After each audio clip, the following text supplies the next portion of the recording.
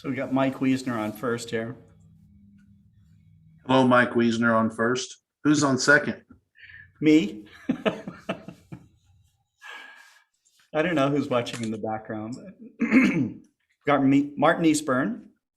Looks like birds on the roost.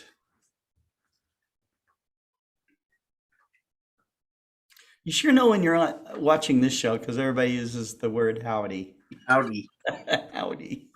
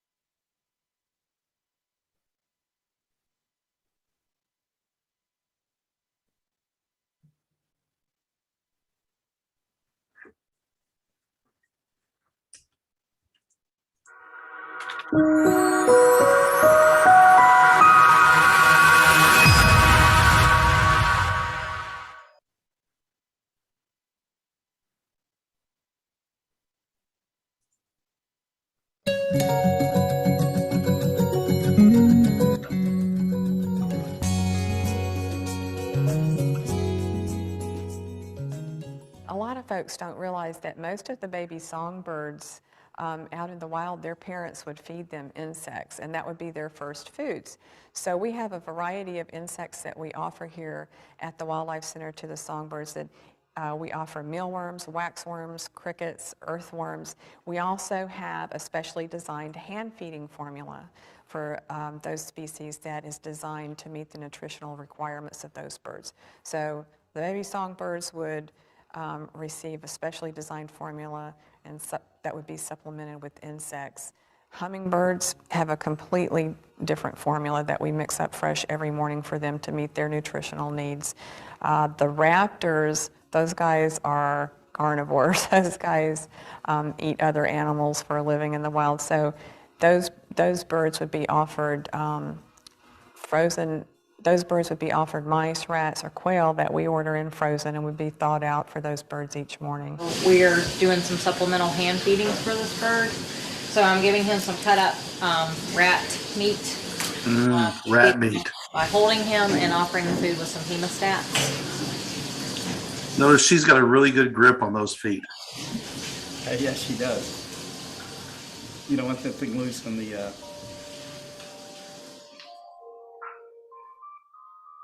wildlife center thing that they have there.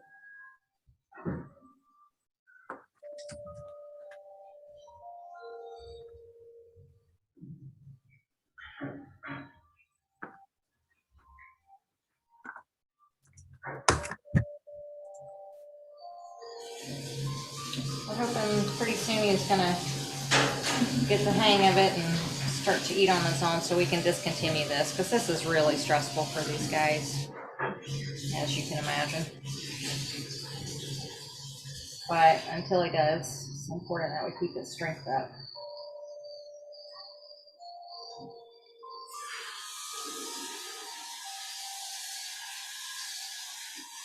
Pretty big pieces for a big bird like this.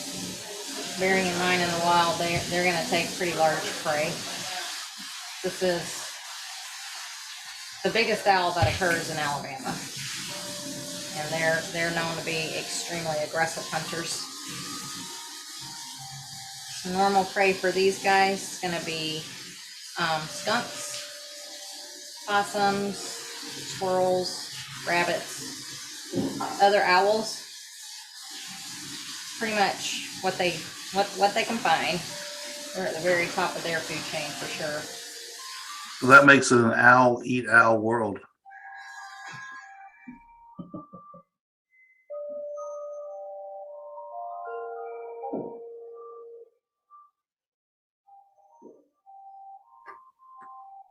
I think he needs a little encouragement, though. These are hemostats. They've got a little locking mechanism and I wouldn't be pushing that food in with kind of my like finger, scissors though. without the cut, I guess. I bet you that beak can rip through your arm in about a heartbeat.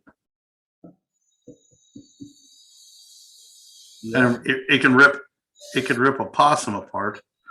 A little bit more and we're done.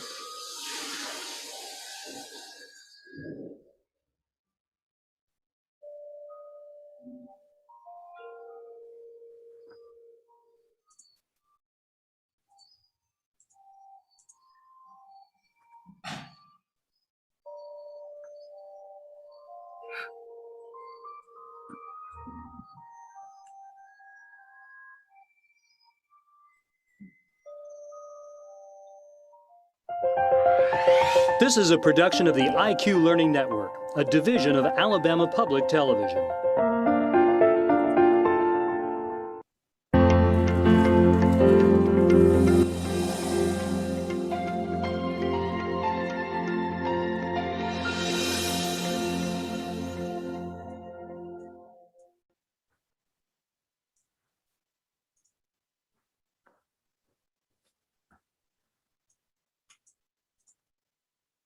Can't hear you, Scott. Can't hear me. I pressed the the unmute button, but it didn't unmute. Anyways, happy to see everybody here. This is Scott Roberts with Explore Scientific and the Explore Alliance, and it's our 21st On the Wing program with Kent Marts. We finished a whole segment with Dan George, who you saw in virtually all of the other programs, but he's taking the holidays off and wants to come back in the spring, which is just great. So, but there's still lots of things to talk about when it comes to birds. So, so I'll give this back to you, Kent. Okay. Hey, thanks, Scott. You know, this is gonna be. I'm playing two roles here, so that will make things a little wee bit more interesting as I figure out how to do both roles in this, but we'll make it work. I'm working on getting some interesting guests on. I don't want to give anything away yet, but going to start having guests on who will be talking about various bird sciences and things like that. And so it'll be very interesting. I think that the range of guests I'm looking at, and migration, tagging, studies of life patterns and things like that. I'm really looking forward to it. So anyway, we'll go ahead and get started here. And Scott, what did you end up naming the show? It was you named it something. What was it? Uncommonly common birds or something, I think is what you named it. So, all right, here we go.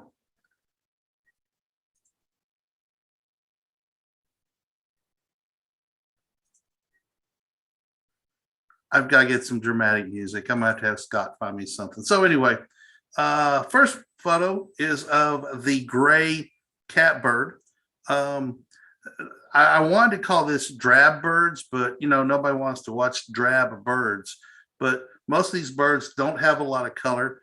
This is the gray catbird. It's monomorphic. It's 8.5 to 9.5 inches long. So it is effectively a robin-sized bird. So its call sounds like a cat's meow, which we'll hear in a second. However, the catbird is a fantastic mimic. I found one video that I didn't download of it sounding like, I don't know, 15 different birds, ducks, other birds. It was just really amazing how much this is a mimic. Lots of whistles, trills, gurgles, and much more. Here we go. Going to listen to this.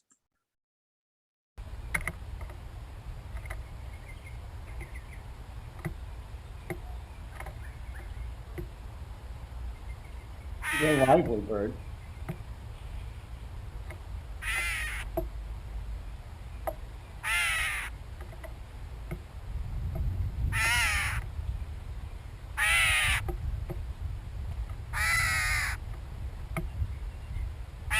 They're very lively. They're flit around and chase insects and look for insects in leaf litter and things like that. So that's the general sound it makes and what's called catbird. But it is a clever mimicker, and you can look it up on YouTube and find some images. This photo is by Sheldon Powarski using a telescope. The detail is just fantastic. At first glance, the catbird looks like just a slate gray bird, but at closer inspection, you notice the keys to it, other than its call, is this wonderful black cap right here, and this rufous underrump right here. Rufous meaning red or rusty patch under the tail, all clearly visible in this picture. So it's just a gray bird, unless you can see this little colorful patch under its tail with this black cap, a strong black bill as well. It's ubiquitous basically in the United States, the eastern United States and up into Canada. Has some slight migration in Oklahoma and West Texas, and winters along the Gulf Coast. So they will be disappearing as winter progresses, and you won't see these birds in the wintertime. Another identifier is when the bird perches, it is often in a tail down position. So its tail is perched down many times. Habitat tends to be tangles of brush and shrubs, small trees and vines along the edges, as in forest to meadow, streams, old fields, and fence rows. It is an urban bird. I have a couple in my yard. It generally hops from branch to branch in search of insects and berries, is its main food supply. It is short, low flyer, so it does not have really long flights, except obviously when it migrates. And it does migrate from its northern range in the northern United States and the Canadian provinces to southern US, Mexico, Central America, and the Caribbean islands. So that is the catbird. We'll listen a little bit more because it is a very unique call. However, as I said, It's a great mimic.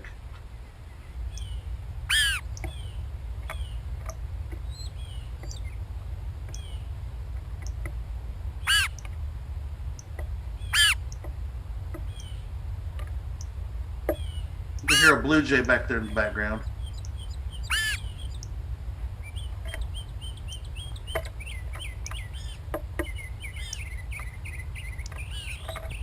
And that we heard right there, another bird we're going to hear in a minute.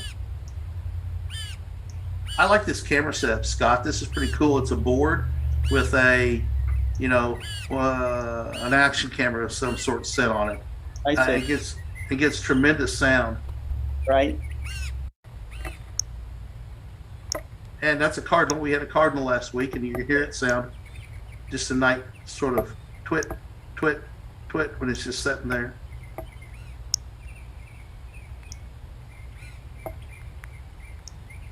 You can really get them hit the board. Yeah, you hear him hit the board.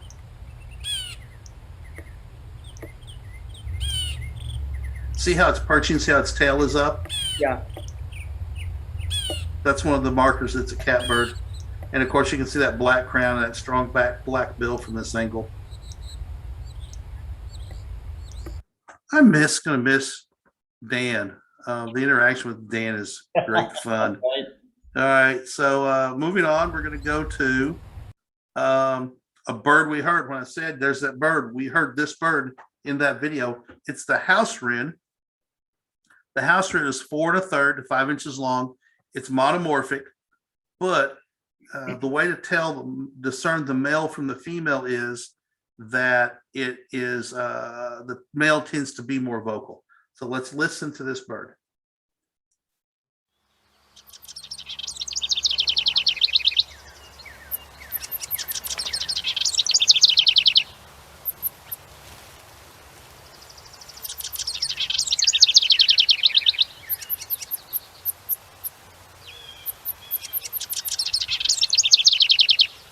Just a beautiful song.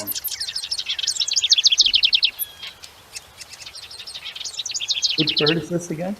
This is a house wren. Okay.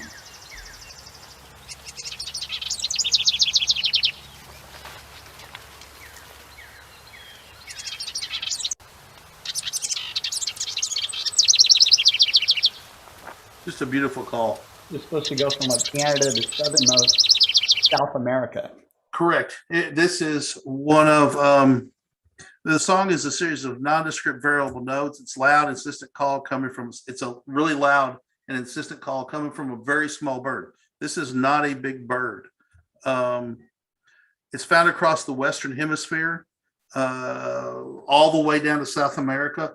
Obviously, only in the highest part of the Andes, up in that'd be the Atacama Desert, I guess, right, Scott? I think so. Up in the Atacama Desert is the only place they aren't found until you get up into the tundra areas of northern Canada. So they're ubiquitous birds. They do migrate. They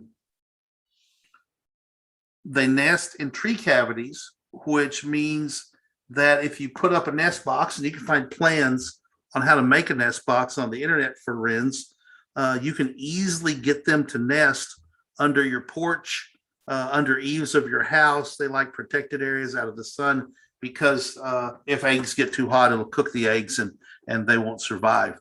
They have to be built correctly, or else with a correctly sized hole, or else sparrows can easily get into the nest and take over the nest boxes. They feed on insects, and so they love brush piles, leaf litter, places where insects love to be. So once again, if you have a clean, pristine yard with no leaf litter and no nothing, you're not going to have birds, because birds like a habitat with leaf litter and insects and things like that. So you poison your yard for insects, you're probably not going to have birds in your yard very often. And these birds do migrate to the southern U.S. and Mexico to winter when they're in the United States. Amazing little birds. On our back porch, we have one. Have a wren house up, a wren house. We don't charge them rent. It's not a rent house. It's a wren house. that raised 2 clutches of wrens this year. And they were both house wrens. We've had Carolina wrens nest in potted plants and things like that, but that didn't happen this year. So beautiful, tiny little bird, very frantic. They move around a lot. They're very, frantic almost, and they flip and go here and there, and fly off, and they'll fly in and they make that amazing sound flying. You think birds don't make sounds, but you hear them fly in and they make a really cool flying sound as well. So that's the house wren. Moving along to, we saw this bird last week, but we didn't see it looking like this. We saw this as a fully adult red-headed woodpecker. So this is a juvenile red-headed woodpecker. I included it because, it's just so different, really. Yeah. It's just amazing how when they mature, their head changes to that spectacular red head. If you didn't know this was juvenile woodpecker, you'd be scratching your head trying to figure out what it was, because, it's just a black and white bird. And we do have a couple of pictures of it. The redhead woodpecker, as we learned last week, is 9 1/4 inches long. It does not migrate. It's monomorphic. The males and females look alike, are the same size. However, the unique call makes it easy to identify, even if you don't see it. So when you see it and realize it's got a fully red head from the shoulders up, from the wing up, it's a redhead woodpecker. A lot of people see sapsuckers and red-bellied woodpeckers and think and pileated woodpeckers. They say they're redhead woodpeckers, but their whole head isn't red. Just part of their head is red. So here we go, the red-headed woodpecker call.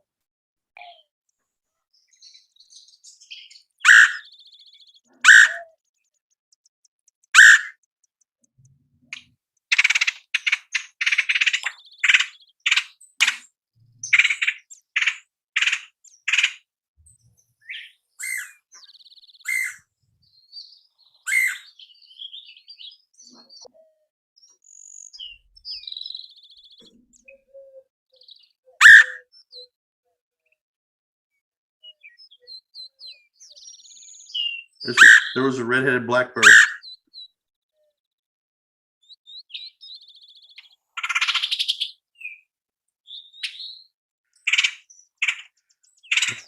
That's it as well. That's a different call.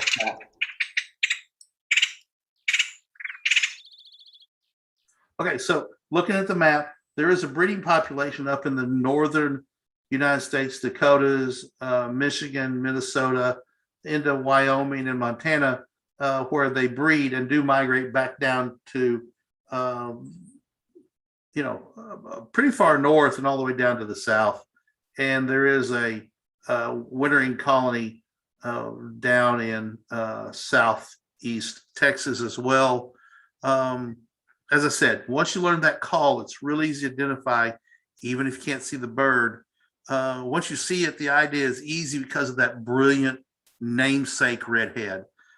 It's got a bib on it, a red bib, black wings, and white belly. And as you can see, there's white on the wings in both the male and the juvenile and the adult. Generally open woodlots with dead timber, swamps, and pine forests is where you're going to find these birds. And I found this interesting. We did not talk about this last week. Unlike most woodpeckers, the red-headed woodpecker is proficient at catching insects in the air.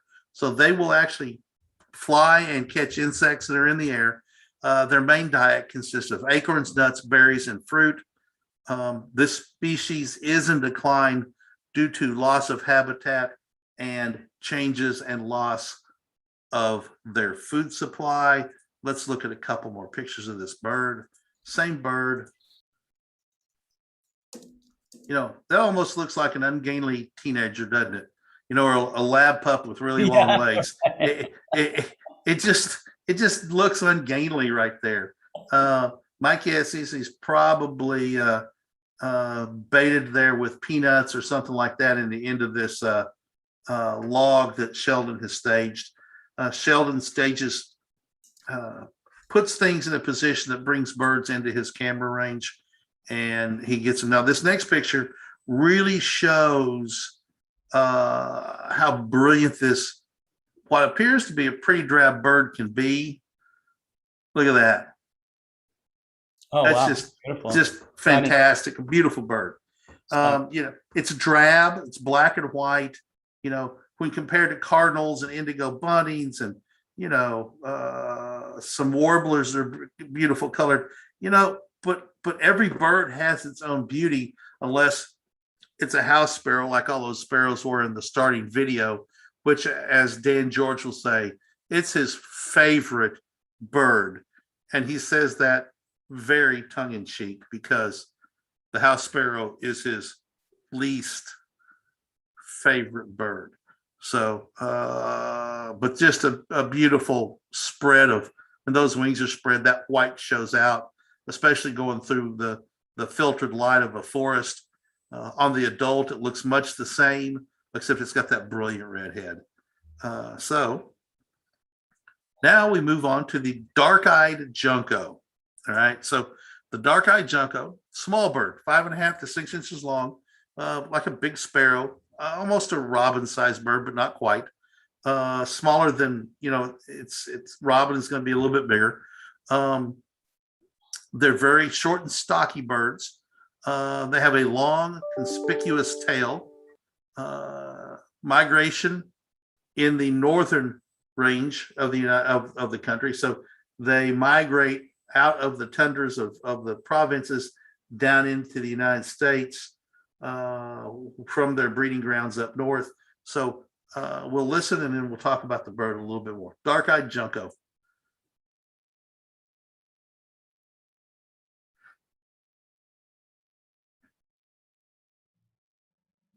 Maybe. Hmm.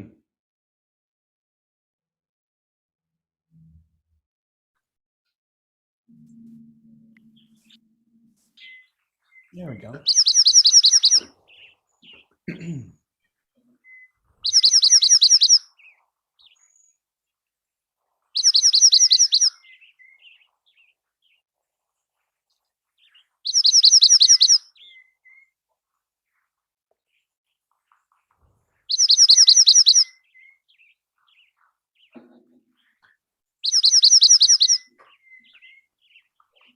There's another bird in the background at the same time that I've tried to identify. I've heard it before, but I can't tell you what it is.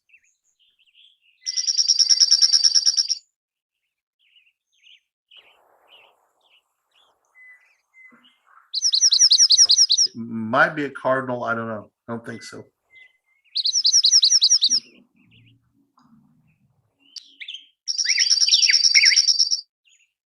So these birds travel in flocks generally. Their songs are those high chip notes you heard as they forage. And as they fly from spot to spot, that call intensifies. So they'll be making those chip notes, but when they fly, there's a whole, typically flying in flocks of dozens, there'll be that same call going on much more aggressively. It's a sparrow. Amazingly, I was surprised to learn that is generally found on the forest floor across the U.S. and Canada looking for seeds. Has a rounded head and a short, stout bill, which is what this perfect picture shows. The Junco turns out to be a variety of colorations depending on the region. In the eastern U.S., the slate-colored Junco, which is what we see here, has dark gray on top with light gray to white feathers on the bottom.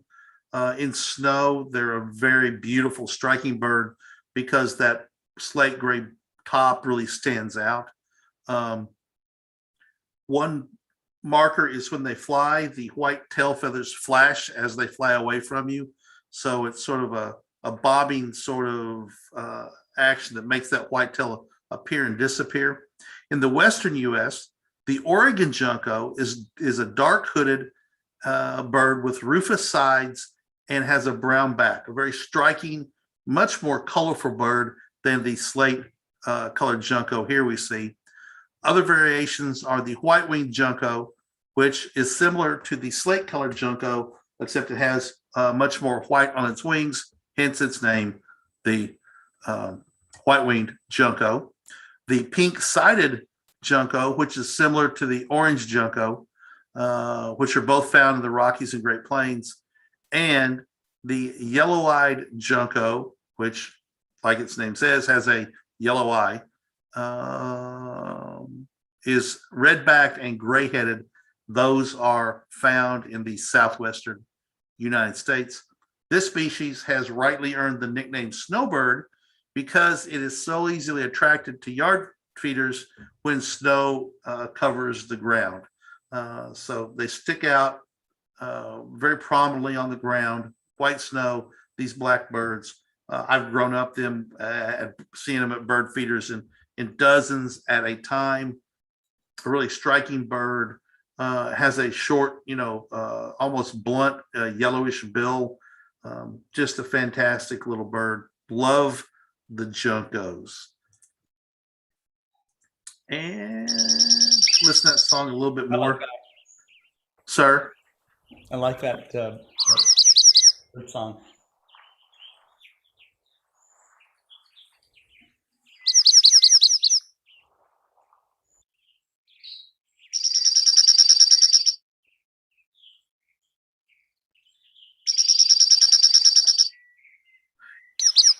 It's weird how birds can make sounds like that. Yeah. It's like, where does it come from? All right, so this is astoundingly, when I saw it, I was shocked. This is a European starling. It's an immature, I think this is an immature starling in its first year winter plumage. Okay, so Isn't that cool though? The way it kind of looks like there's little white dots all over. yeah, I know. It's really cool. It's a European starling, 8 to 9 inches long. So it's a rather large bird, monomorphic, and it's migratory and gathers in large, gigantic flocks. You'll see them flying and they'll be morphing into shapes and all changing direction and pattern. And a very beautiful display when that happens of a very, we'll talk about the invasive nature of this bird. Let's listen to it.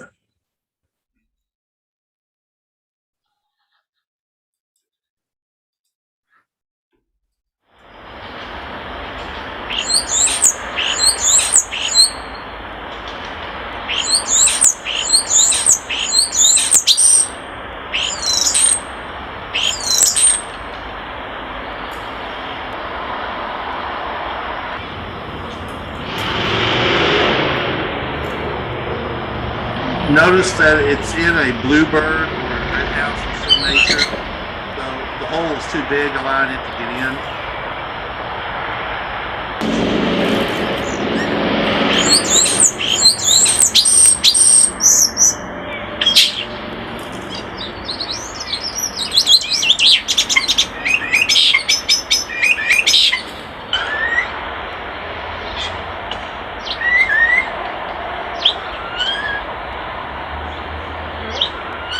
So, a unique call. Every bird has its own unique call.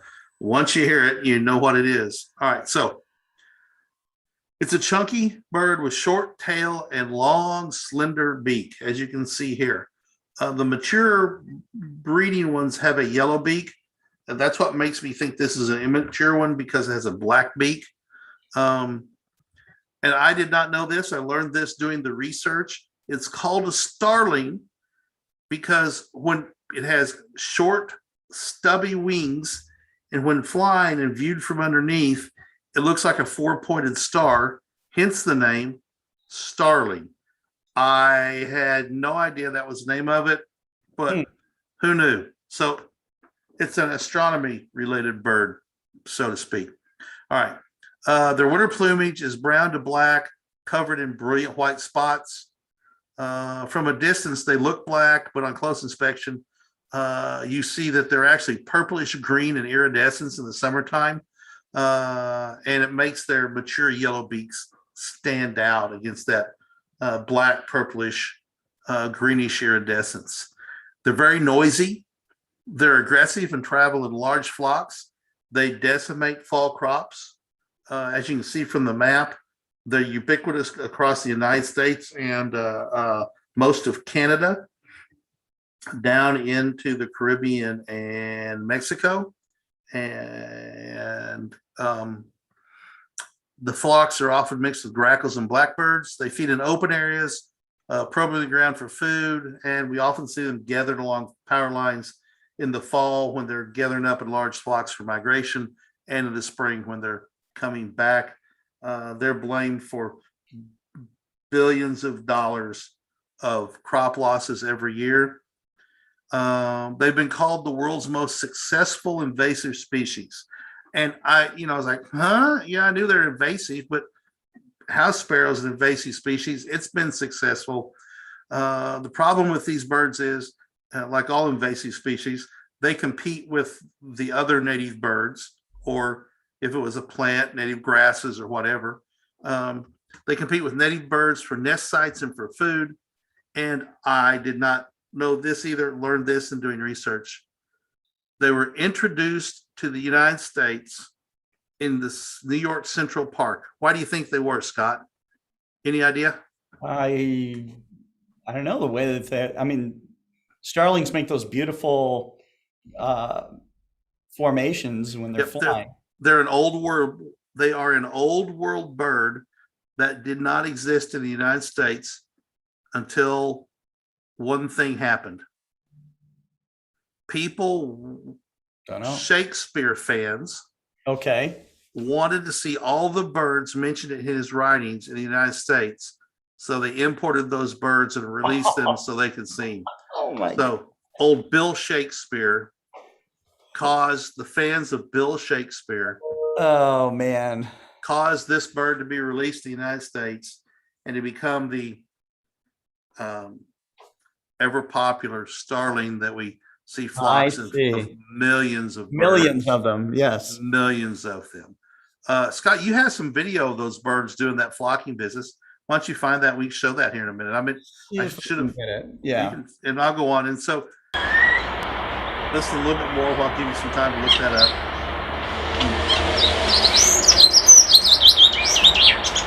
That's a very pretty song.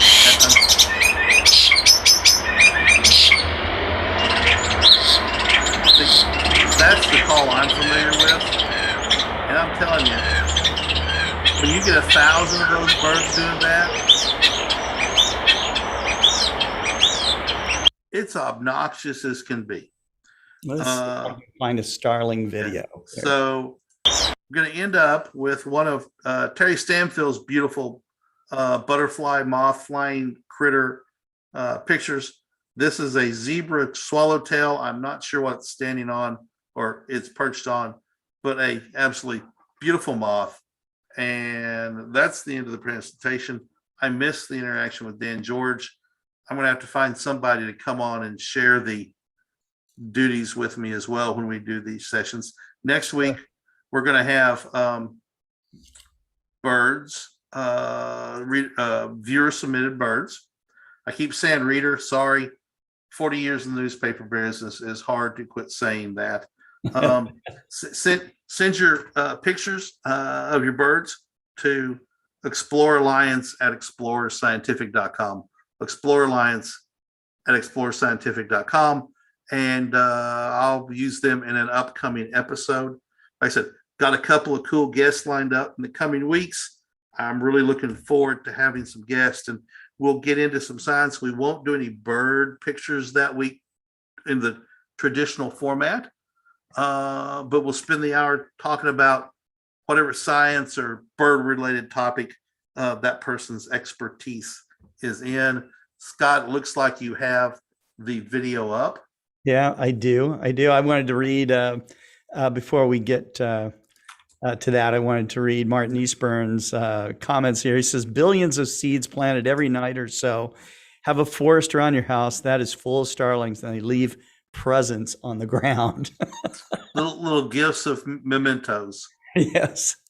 Okay. And this is the flock of starlings. This is a pretty good video of that. So here we go. Hold on just a second. There we go. Look at that. It looks like an organism. Like like an amoeba that I So would see in the microscope. this is called murmuration. Murmuratation. Murmuratation. It's, you know, It's wild, it is wild. so, but anyways, Ken, I thought that you did a pretty good job, and as always. And yeah, we all miss Dan Yeah. and his comments and his counterpoint and everything. So it's very cool. But I'm sure that you will be bringing on some very interesting guests coming up. So Yep. So I've got two lined up. I'm working on some more, and they're actually opening some doors for me as well. very cool. If any of our readers have any topics they would like us to discuss in depth, send us an email. Explore Alliance, and I keep saying readers, Explore Alliance at explorescientific.com. Send us your idea, your question. I love to answer it. Why does a bird do this, or how do they do that? There's an expert out there on everything. I'll track somebody down and make a session out of it. And we can do a little bit of education and learn together as a group, because that's what this is all about, is learning together as a group and getting people outside, to observe the natural world around us, become more connected with nature. Scott talks about the benefits of being outside, being with the trees, and how the Japanese take health walks among the trees. That's right. I love forest bounds. I never thought about it until you talked about that, but I love going out, especially in the fall, and taking a forest bath, if you will. One thing I've done before is when it starts snowing or sleeting, especially snow, I'll find a tree and I'll pre-scout these locations. And I like to do it out in the woods where it's quiet, not away from town. And a tree that still has its leaves on it when it's snowing, go out and sit under that tree and close your eyes and listen to it snow. And you don't think about snow as making much sound, but those snow crystals, when they strike those leaves, makes an otherworldly, ethereal, amazing sound. And I've done that many, many times over the years. Just sit there and listen to it, close my eyes and listen to it snow. Go out, get in nature, experience something, start a list of birds, and hey, this is an idea. If you started your list of birds that you've identified and you've never seen before and you start doing it, send us that list and we can share it. If Harold Locke or Martin Eastman or Adrian Bradley, he's on now. Hey, Adrian, send us your bird list that you've been seeing, the date you see them, and what you've been doing. We can certainly share, in your joy of what you've been seeing. And so we will be seeing some European birds other than the European starling, thanks to Pekka. Pekka has sent us some old world birds from Stockholm, and I look forward to sharing those birds from Pekka Hautala, who is one of our very regular viewers and a sometimes guest as well. So anyway, Scott, you have anything else?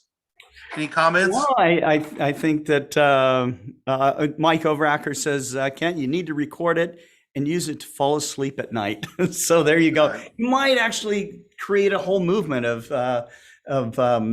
snow falling meditators out there. So you just never know. I'm telling you, it is very cool. It's very cold because it's snowing, but it's also very cool, not because it's cold. Try it sometime. I'd love to hear from other people who have done it, or try it this winter if it snows. Yeah. It's got to be someplace quiet to hear it, and it is a really, really cool sound. Yeah, it is meditation. I hadn't thought about that. It is, but it is. Absolutely it's is. meditation. It is. Right. Very cool. Okay, so we will, of course, see you next week on the Wing next Thursday. Tonight, we are having a Global Star Party, our 71st event, with the theme of worlds. So you're going to see David Levy and Dave Eicher, Deepti Gautam, myself, Jerry Hubble, Carol Orge, and Kareem Jaffer, Randall Rosenfeld from the Donner Telescope Museum will be on. Cesar Brolo from Buenos Aires, he'll be live.